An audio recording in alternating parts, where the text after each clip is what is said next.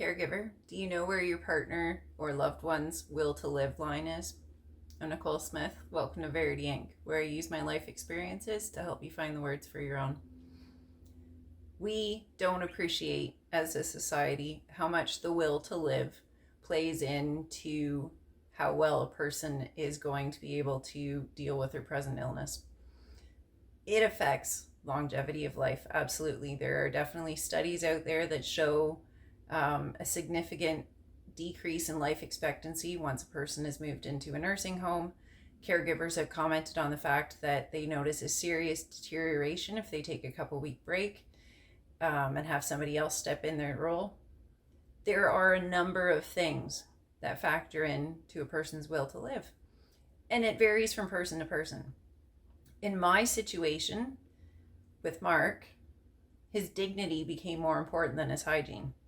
So we had in-home palliative care, and they would ask, did he have a bath or a shower in the last couple of days? And I'd say no. And they would tell me, well, he needs to have one. For Mark, it would take all of his energy for a week. What I didn't understand at the time, and not until after he passed, was that he probably had what's called drop foot. So he needed me to help him stand up. He was scared to take his socks off because it hurt so much. He would talk about how he can't feel the floor underneath him. And so if he could feel it, it felt like pins and needles, like 1,000 bees attacking his feet. And so movement was very challenging, on top of just the exhaustion of being in the shower. The last shower he had took us probably an hour and a half to do something that used to be taken for granted 10 minutes. Mark's line, when it came to will to live, was under no circumstances was he going to have me sponge bathe him.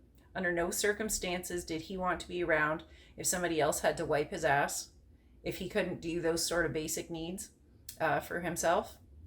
This does change from person to person. In his situation, that line was a hard line for him. And so I let other things go in order to maintain his dignity, because I knew that's where his will to live was tied. He would rather have a shower every week or two than have me do it for him. I think we need to understand and recognize and have those conversations with our loved ones where we say, like, what is it you need to want to keep going?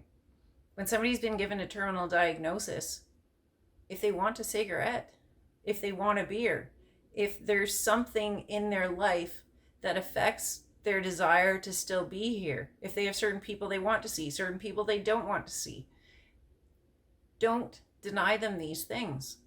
It's really, really important that we allow them to have the things that they feel that they need to still want to be around.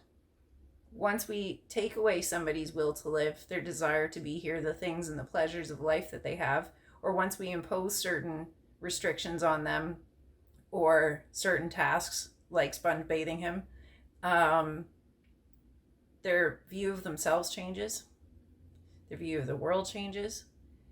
And I think it's important to listen to them, to hear what matters to them, what they consider to be freedom and love and pleasure, and give them as much of those things as we possibly can. There's a big difference between quality of life and quantity of life, and this is defined by each person individually. We need to be listening, we need to be talking, we need to understand where one another is coming from, and then try and facilitate those needs and wants and desires.